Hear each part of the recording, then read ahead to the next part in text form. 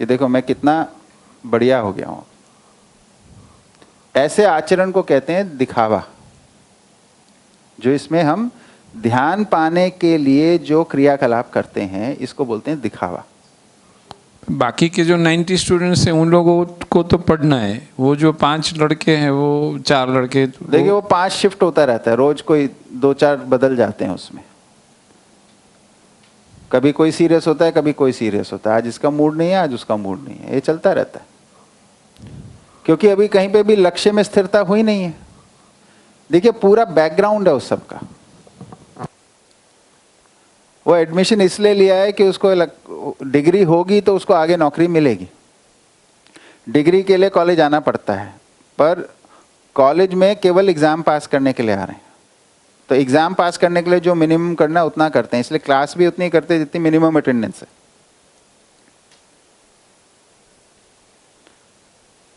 उनको मालूम है नौकरी जो मिलेगी डिग्री होनी चाहिए, पर फिर भी अप्रोच लगानी पड़ेगी, कनेक्शन निकालना पड़ेगा, उससे कम में नौकरी नहीं मिलेगी। 2-4 लोगों को मिल जाएगी, ऊपर के 5-7-10% को may be on merit, but बाकी जो 90% को तो जॉब नहीं मिलता। उनको क्या करना है, उनको कोई ना कोई तरीका निकालना पड़ता है जॉब लेने के लिए। तो अगर वही करना है तो क्लास में पढ़ के क्या करेंगे, ऐसा वो निष्कर्ष निकाल लेते हैं। उनका ज्ञान से, नॉलेज से, स्किल से बहुत लेना देना नहीं है। पैसा कमाना है, पैसा क्यों चाहिए, क्योंकि भोगने के लिए पैसे की आवश्यकता है। तो अर्निंग बाय एनी मीन्स, फिर कुछ लोग उसमें चले जाते हैं।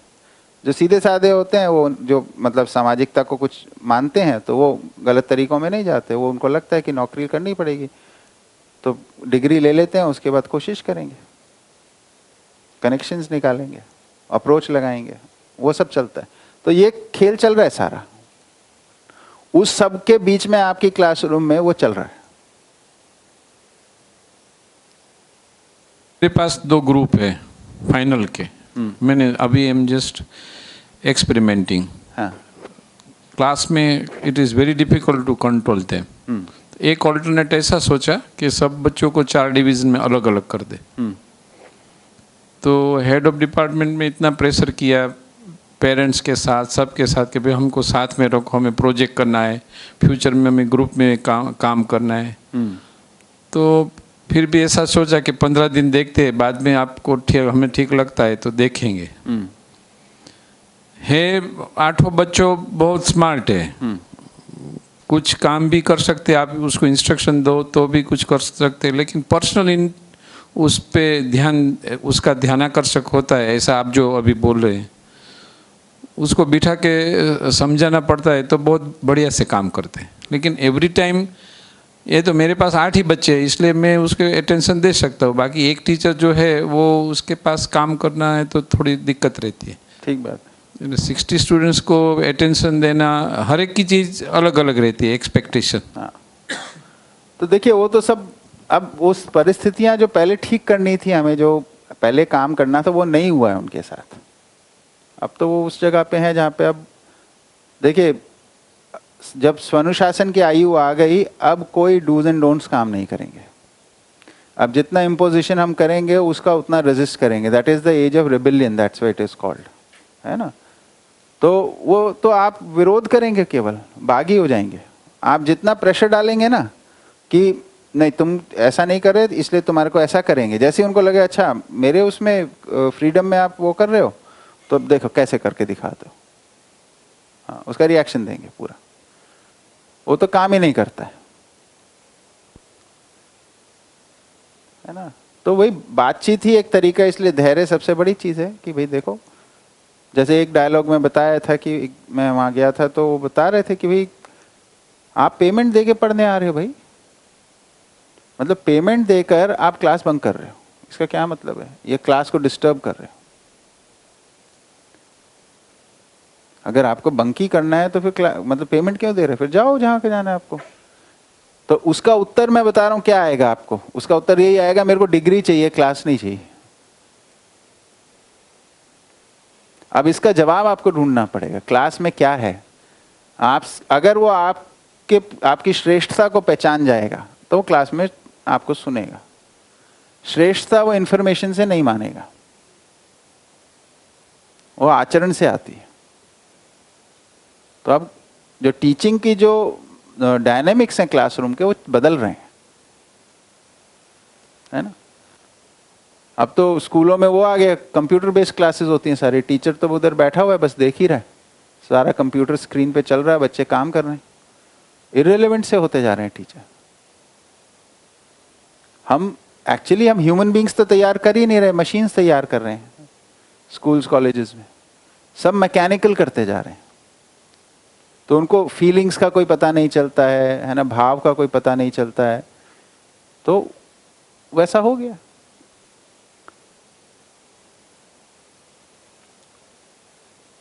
The younger generation is not to be blamed. They are the symptoms of the problem, not the cause. Sir थोड़ा शेयरिंग करना चाहूँगा। जो सर बता रहे उसी के ऊपर पिछले लगभग 1.5 साल से हम एक्सटेंसिवली इसके ऊपर सोच रहे हैं और क्लासरूम में भी कर रहे हैं प्रयोग, एक्सपेरिमेंट। तो जैसा आपने बताया वैसी ही मानसिकता एग्जैक्टली वो दिखती है। कई सारे क्वेश्चन भी वही रहते हैं बच्चों के, और उसका आंसर भी आपने जो बताई वही है।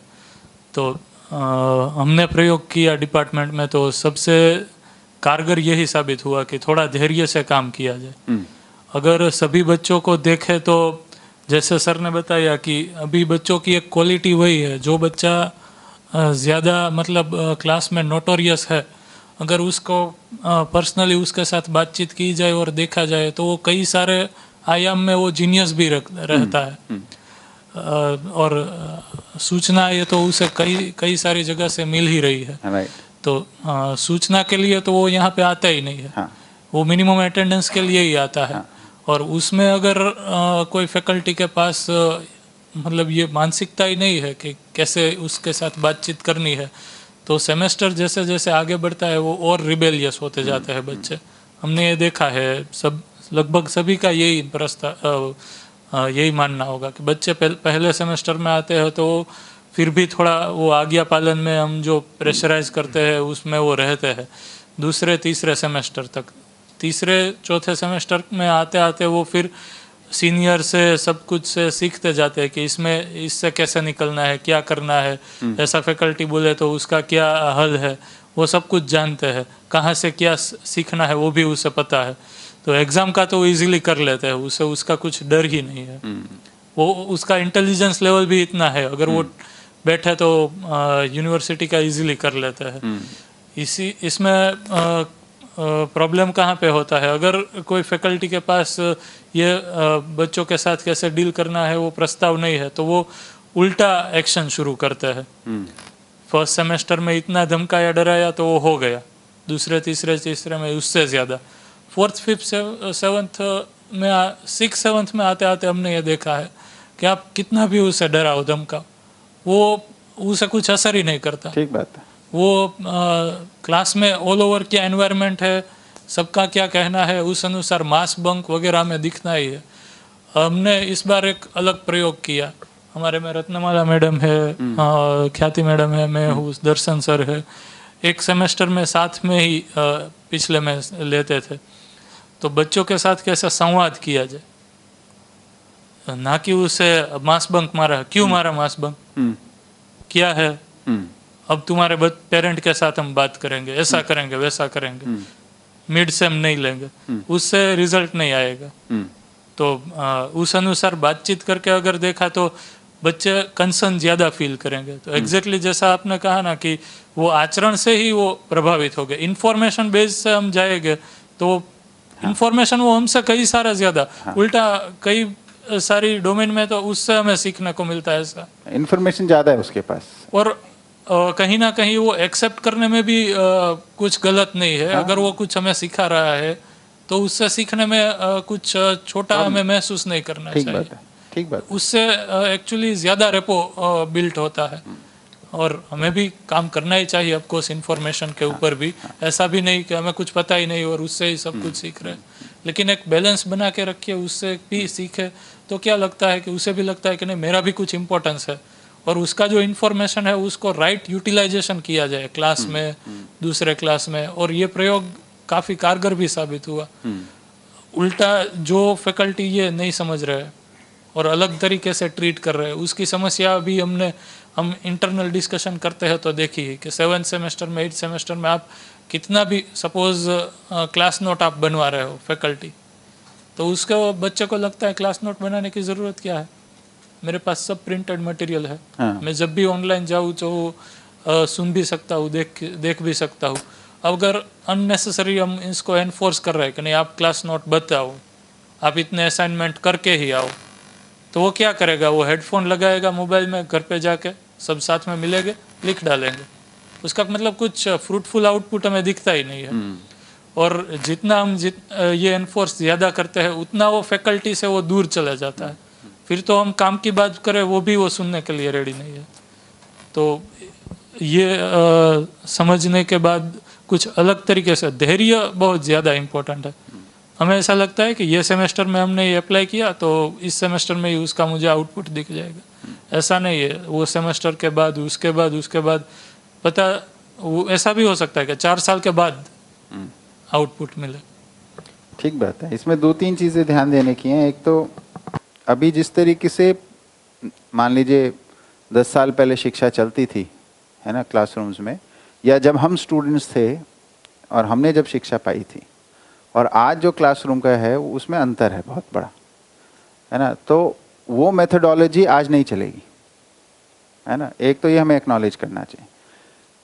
तो उस वक्त की क्या थी, उधर इंफॉर्मेशन को देना, इसको शिक्षा मानते थे क्लासरूम। अब इंफॉर्मेशन नहीं, अब इंफॉर्मेशन का जो सार है ना, उस सार का जो इम्प्लीमेंटेशन है वो अभी उनको नहीं पकड़ में है। आप उस जगह पे उससे आगे, इंफॉर्मेशन उसके बाद ज़्यादा हो सकती है, पर आपने उस इंफॉर्मेशन के साथ इतने साल लगाए हैं तो आपको उसकी नब्ज मालूम है, उसका मीनिंग मालूम है, उसको कैसे उपयोग किया जाता है ये आपको मालूम है। उसको क्लासरूम में लाना पड़ेगा। इससे वो स्टूडेंट को पता चलेगा नहीं आप ज़्यादा नॉलेजेबल है, नहीं तो उसको पता ही नहीं चलेगा कि आप नॉलेजेबल हैं ज़्यादा।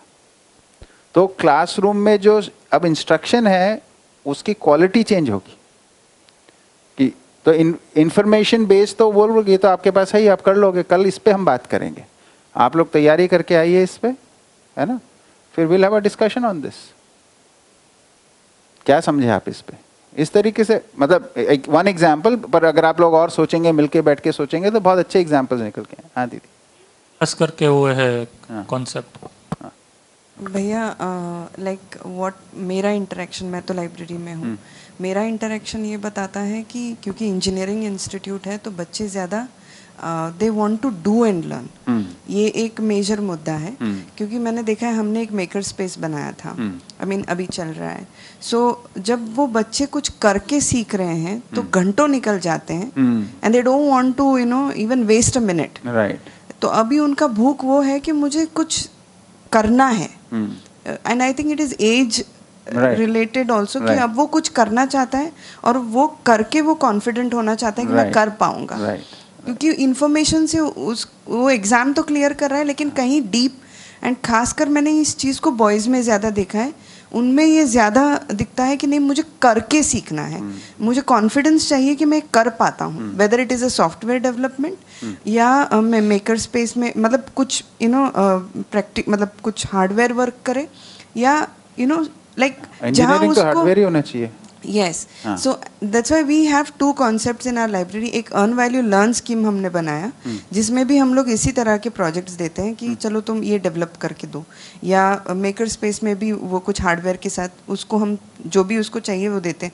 और मैंने वो ऑब्जर्व करा कि 8-10 घंटे निकल जाते हैं, उसको पता भी नहीं रहता है, और उस दरमियान वो इतना एक्सप्लोर कर लेता है एंड देयर ही सीज कि भाई यहाँ कोई डिपार्टमेंटल बाउंड्री भी नहीं लगती है उसको। तो वो एक्सपेरिमेंट वो ज़्यादा एंजॉय करते हैं। सो आई थिंक जिन बच्चों को हम नोटोरियस, आई थिंक वो जो हम एक लेबल लगाते हैं, they are more kinaesthetic learners and they need something which is hands on, right, and they want to gain confidence, that is their whole aggression inside them, वो करके confident होना चाहते हैं। ठीक बात है। तो बहुत बढ़िया बात। इसमें IIT मंडी ने काफ़ी काम किया है, आप लोग चाहें तो उनसे संपर्क कर सकते हैं। उन लोगों ने क्या किया है, प्रोजेक्ट बेस्ड लर्निंग शुरू कर दी है फर्स्ट ईयर से ही, है ना, और उसके काफ़ी बहुत अच्छे रिजल्ट्स आए हैं। IIT मंडी अभी रिसेंटली सेटअप हुआ है, मतलब होंगे 5-7 साल ही हुए होंगे, ज़्यादा नहीं है। तो they didn't have the baggage of कि पहले से चलता आ रहा है, तो they took the risk of starting a new initiative, project based learning से उन्होंने इंजीनियरिंग को किया और बहुत बढ़िया उनका चल रहा है, उसको पता कर सकते हैं आप लोग, तो उधर उसकी काफ़ी सक्सेस है। तो प्रोजेक्ट बेस्ड लर्निंग्स तो अब इंजीनियरिंग में काफ़ी इफेक्टिव हो गई है ना, वो इसी वजह से, क्योंकि इन्फॉर्मेशन बेस्ड लर्निंग की अब जगह नहीं बची है, द टाइम्स हैव चेंज्ड, है ना। इन्फॉर्मेशन, अब प्रोजेक्ट करने के लिए जो इन्फॉर्मेशन है उसको कैसे यूटिलाइज करें, अब टीचर की जरूरत पड़ेगी ना भाई। अगर आपको मान लीजिए कोई वो बनाना है प्रोजेक्ट, जैसे ऑटोमोबाइल बनानी है, आपके यहाँ ऑटोमोबाइल वो इंजीनियरिंग है, तो गाड़ी बनानी है, तब उसका डिफरेंशियल कैलकुलेट करना, एक कैलकुलेशन तो पेपर पे एक होती है, पर उसको एक्चुअली करना क्या प्रॉब्लम आ रही है, तो थोड़ा सा टीचर्स को भी अब मतलब ऑफिस से बाहर निकल के हैंड्स ऑन पे आना पड़ेगा, और स्टूडेंट्स तो आना ही चाहते हैं। ये होगा इंजीनियरिंग में, अब इंजीनियरिंग की तरफ जाएगी।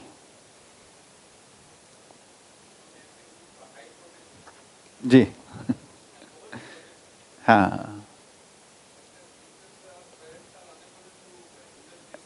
राइट राइट राइट, वही उसको, उनका जो प्रतिभा तो बहुत सारी है ना, उसको डायरेक्शन नहीं मिल पा रहा है।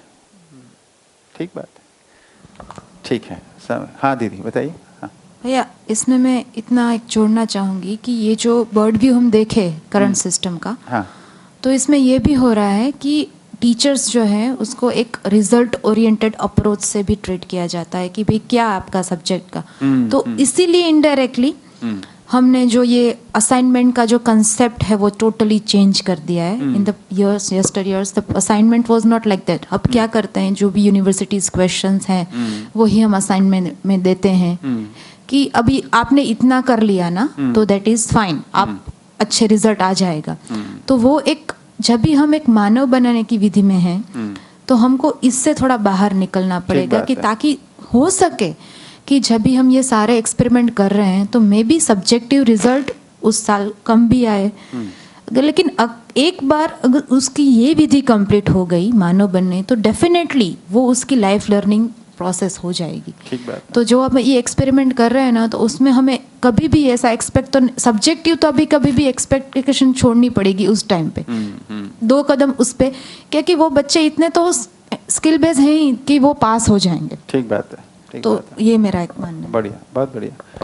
देखिए इसमें क्या है कि इसमें बहुत सारे स्टेप्स हैं। आप क्लासरूम में खड़े होकर कुछ कर रहे हैं, है ना, आपको अपने क्लासरूम के अंदर ध्यान लाने के लिए एक टीचर कुछ कर सकता है, उसके पास फ्रीडम है ना।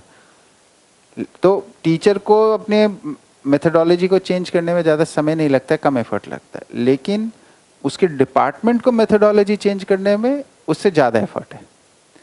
इंस्टीट्यूशन को अपनी मेथडोलॉजी चेंज करने में और ज़्यादा एफर्ट है। यूनिवर्सिटी को चेंज करने में बहुत ज़्यादा एफर्ट है ना, क्योंकि ये सारे जो चीज़ें हैं ये लॉन्ग टर्म प्लानिंग के साथ होती हैं, तो वो इतनी आसानी से बदलती नहीं। ये भी हमारे को ध्यान में रखना है। तो उसके लिए फिर एक मतलब विधिवत तरीके से लॉन्ग टर्म काम करने पड़ते हैं, तो इंस्टीट्यूशनल लेवल पे या यूनिवर्सिटी लेवल पे चीज़ें बदलती हैं। नहीं तो उसका जो मोमेंटम है पुराने का, वो चीज़ों को मतलब स्टीम रोल कर देता है एकदम। अच्छा, अभी कहीं पे भी इंस्टीट्यूशंस में वो वाली जो बात है ना, अखंडता वाली बात तो है नहीं, सब अपने अपने उसमें पॉकेट्स में बैठे हुए हैं, तो वो जो चीज़ है वो बहुत बड़ी बाधा है। तो कोई nobody wants to disturb their comfort zones, any change will disturb the comfort zones, तो वो एक मुद्दा आता है। तो इसलिए बड़ी चीज़ें नहीं चेंज होती हैं। क्लासरूम में आप कर सकते हैं, कोई टीचर आ सकते हैं, कुछ इनोवेटिव करके चला गया। डिपार्टमेंट की पॉलिसीज चेंज करने में तो पॉलिसी वही व्यवस्था वाली बात है ना, नीति।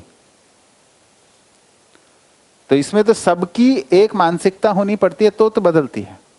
तो उसके लिए बातचीत होनी पड़ती है, साथ में समय लगाना पड़ता है, निष्कर्षों पे आना पड़ता है, हाँ ये करने योग्य है, सब मिलके प्रपोजल देते हैं, तो जाके कोई पॉलिसी बदलती है। पॉलिसी बदलने का तरीका वही है, ये सामूहिकता में काम है। ठीक है, ठीक है, अभी 15 मिनट है हमारे पास, ठीक, या ब्रेक अभी करना है, कैसा है? नहीं, 11 बजे का चाय का है ना? हाँ ठीक है, तो बताइए कुछ रीडिंग करी जाए। हाँ हाँ, कल थोड़ी घर पे भी चर्चा हुई। हाँ। तो मेरा इस मुद्दे पे थोड़ा वो ध्यान गया था। हाँ। तो इतना मोटे रूप में तो मैं थोड़ा देख पाई हूँ पर डिटेल में नहीं जा पाई। तो खाना खाते समय घर में बच्चे के साथ बात की, वो 18 साल का है, कंदर। तो मैंने शुरुआत वहाँ सीखी कि आप पढ़ाई क्यों करते हो। तो उन्होंने इजीली बता दिया कि पढ़ाई मैं पैसा कमाने के लिए करता हूँ। फिर अच्छे से बोल दिया कि वो स्कूल की भाषा है, वो बाहर की भाषा है, ये मेरी भाषा नहीं है। वो मैंने अच्छे से उन्होंने बता दिया। तो मैंने बोला क्यों, आप क्या मानते हो? तो मैंने बोला आप, वो सामने से मुझे क्वेश्चन किया कि आप ऐसा क्यों पूछते हो। तो मुझे लगा, मैंने बोला कल जो चर्चा हुई मुझे लगता है इस बात पर हमको चर्चा करनी चाहिए। तो बोलता है आपको जब मन करता है तब चर्चा करने के लिए बैठ जाते हो। सही बात है। तो मैंने बोला कि भाई मैंने तो बहुत सारी गलतियां की है, तो उसी के क्लास के लिए तो मैं जा रही हूँ अभी। तो मतलब उनको बहुत अच्छा लगा। बेटे को इतना मतलब इतनी प्यार से बात की कल उनसे। तो फिर मैंने धीरे धीरे उसको ढूंढना शुरू किया कि मैं उसके मन में क्या है, मैं शुरुआत कैसे कर सकती हूँ।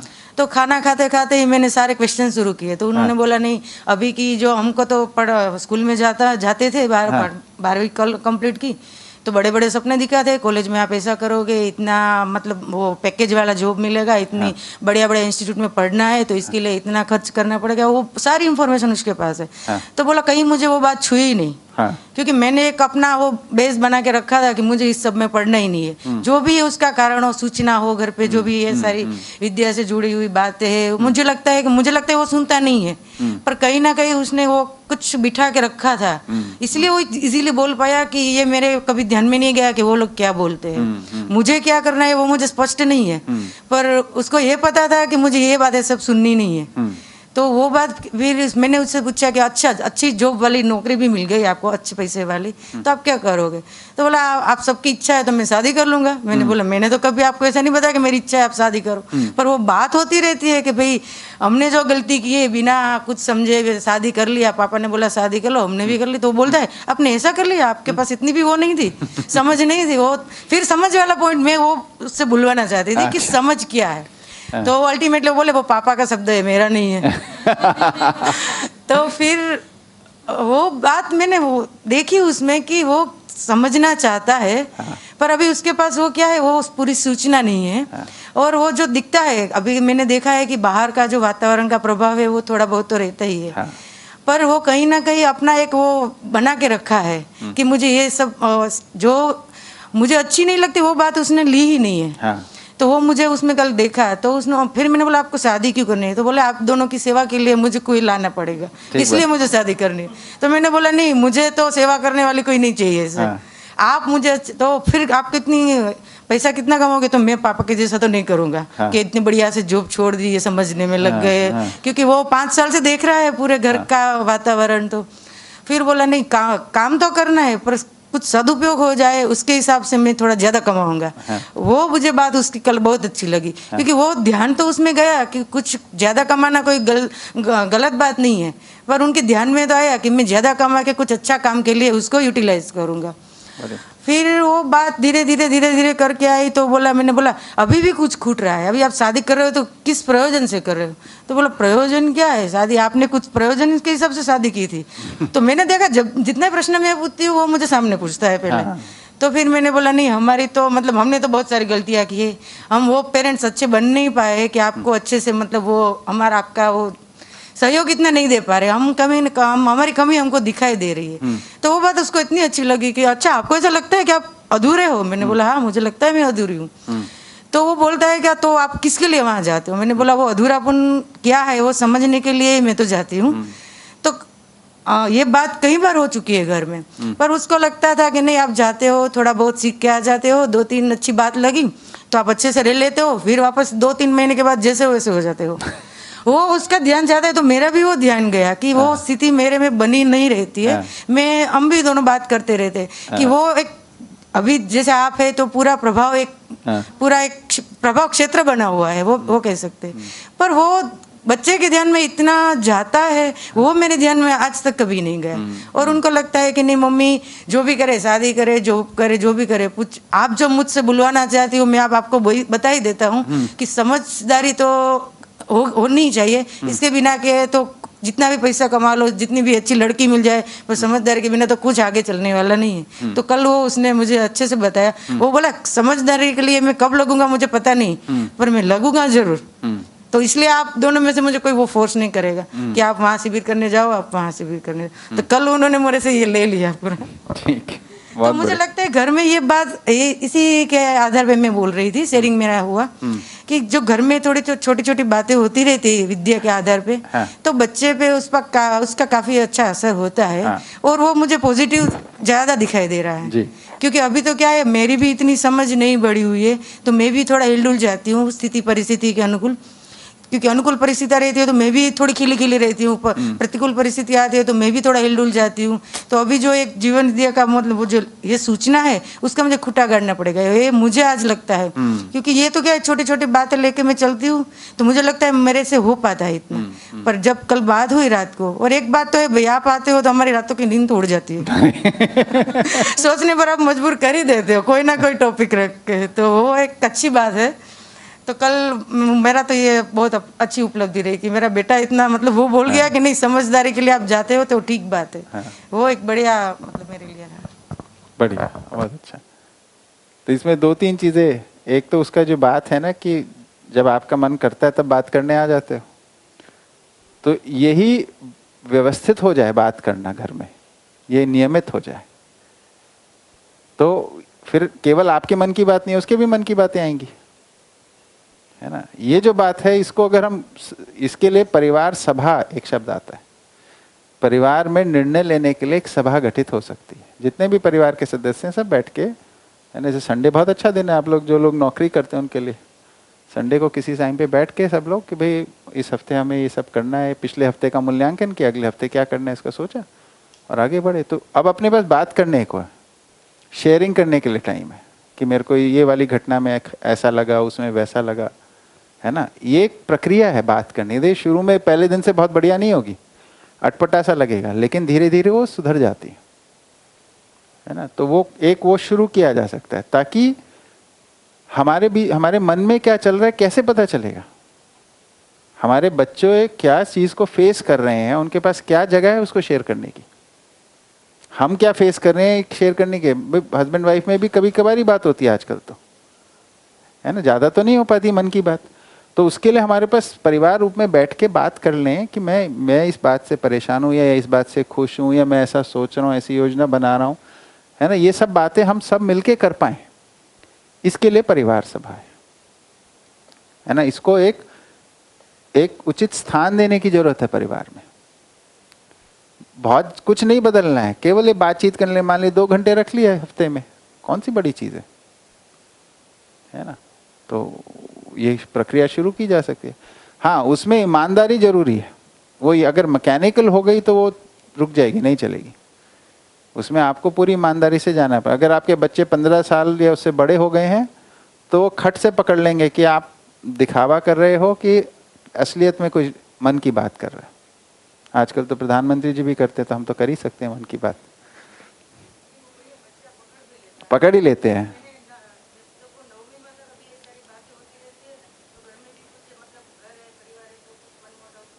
हाँ,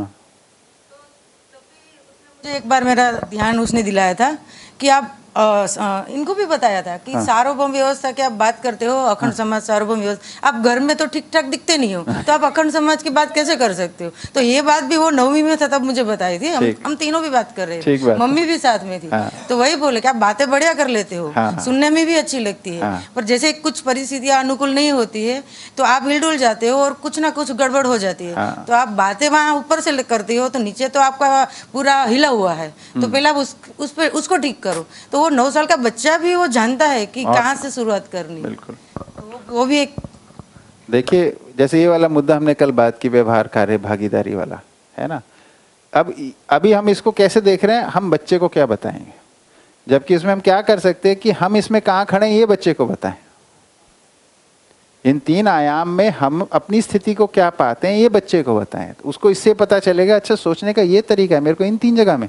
ये नहीं कि देखो तुम्हारे को ये कार्य व्यवहार भागीदारी करना है, ये नहीं। मैं इससे सोचता हूँ कि अगर मैं तीनों में पूरा पड़ गया तो मेरे को सफल मानूंगा। पर मैं अभी देखो व्यवहार तो मेरा ठीक है लेकिन कार्य में कम पड़ रहा हूँ, ये कार्य तो ठीक है व्यवहार में कम पड़ रहा हूँ। ऐसे अपने शेयरिंग करिए, उसमें अपनी शेयरिंग करिए तो उससे बात अपने आप पहुँचती है बच्चों तक एक आयु के बाद। पर इससे छोटे बच्चे हैं अगर, है ना, तो फिर उनके साथ वो जो पहले वाला स्टाइल अच्छा रहेगा, है ना। 15 साल से कम है या 12-13 साल से कम की आयु के हैं तो फिर आप उनसे ये वाली बात बता, देखो 3 जगह होती हैं जिसमें हमारे को सफल होना होता है, कार्य में, व्यवहार में, भागीदारी में, है ना। वो उनको वहाँ पे इंफॉर्मेशन बेस्ड इंस्ट्रक्शन दिया जा सकता है। बट वो 15 साल की आयु के बाद तो फिर उसको आपको वो बात रखनी पड़ेगी उसके सामने, अपने एक्सपीरियंस। अब बराबर का हो गया वो, इसमें रिस्क भी है कि आप जब थोड़ा सा ओपन होते हो तो आपकी कमियां पता चलती है, वो फिर एक्सप्लॉइट भी करते हैं, तो वो सब भी आपको देखना झेलना पड़ेगा वो सारा। हम एक अधिकार बना के रखना चाहते हैं ना, वो उसके अधिकार की ताकतें कम होती हैं इससे।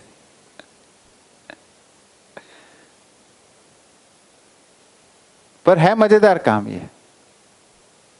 देखिए सारा का सारा काम जो हम बात करें अपने परिवार में हो सकता है, इसके लिए कहीं बाहर जाने की जरूरत नहीं। तो इसको हमें कहीं बहुत दूर जाना पड़ेगा ऐसा कुछ नहीं है, इसके लिए कोई हमें बहुत बड़ी व्यवस्था बनानी पड़ेगी नहीं, वो सब उपलब्ध है जो हमें करना है, जो आज करना है उसके लिए व्यवस्था उपलब्ध है।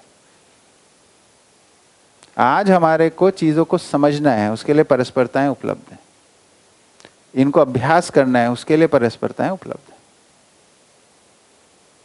इसके लिए कोई चीज हमारे को नई नहीं चाहिए, ये एक बड़ी चीज है जो हमारे को पकड़ लेनी चाहिए। कई बार क्या हो जाता है, वो जैसे बोला ना मैं समझने के लिए आगे, ये फ्यूचर वाले प्रोग्राम जो होते हैं ना, अभी मतलब फ्यूचर में है मतलब प्रायोरिटी लो है, बहुत सिंपल है। फ्यूचर में करने करूंगा कभी तो करूंगा, इसका मतलब प्रायोरिटी लो। अभी हमें पहचान में आ गया इसको प्रायोरिटी हाई कैसे करी जाए। तो टीनेजर्स के सामने सबसे बड़ी समस्या क्या है कि उनकी फ्रीडम ना चले जाए। अभी तो नई नई छूट मिली है, कॉलेज में आने वाला हूँ और अभी से कहीं ना कोई पाबंदी लगा दी तो फिर मैं क्या करूँगा, है ना। काफ़ी सपने जोड़ के रखते हैं स्कूल से कॉलेज में जाएंगे तो, है ना। तो वो सब उनको डर रहता है कि अभी नहीं, समझदारी की बात अभी नहीं, पहले कुछ दिन मजे कर लूँ उसके बाद समझदारी करेंगे। तो समझदारी मजा मारने में बाधा है ऐसा वो निष्कर्ष निकाले हों, क्योंकि अभी तक हम जो समझाते रहे उनकी मौज मस्ती में बाधा ही बन के समझाए ना। तो ऐसे तरीके निकालने पड़ते हैं बातचीत के कि उनको ये विश्वास बने कि समझदारी से मजा और होता है, वो बाधा नहीं है, हम ज्यादा सुखी होते हैं इससे। ये कॉन्फिडेंस अभी नहीं आ पा रहा उनके अंदर। तो सुख तो अभी वो उसी को मानते हैं, खाना पीना मौज मस्ती करना, इसी को सुख मानते हैं। तो ये वाले भाग पे काम होने की जरूरत है। ये वाले अभी काम नहीं हुआ है, हमारे अंदर ही नहीं हुआ है कई जगह पे। हम में भी अभी कई जगहों पे ऐसे नहीं लगता कि सुख तो यही है, खाना पीना मौज मस्ती करना, घूम के आना, है ना, कुछ एंजॉय करना जिसे कहते हैं। We need a break.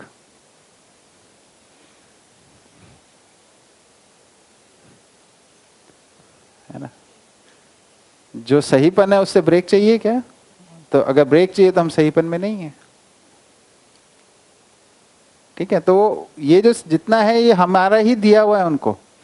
तो पहले तो अपने पे ही काम करना है, एक व्यक्ति की जिम्मेदारी लेनी है। किसकी? स्वयं की। चाबी तो वही है, वहीं पे काम करती है। जितना जितना आप में परिवर्तन होगा उतना उतना उसका प्रभाव जाता जाएगा। फिर बातचीत का आधार वही, नहीं तो बोलेगा वही कि बातें तो अच्छी कर ठीक है, हाँ ठीक है, चलिए। तो 11 भी बज गए।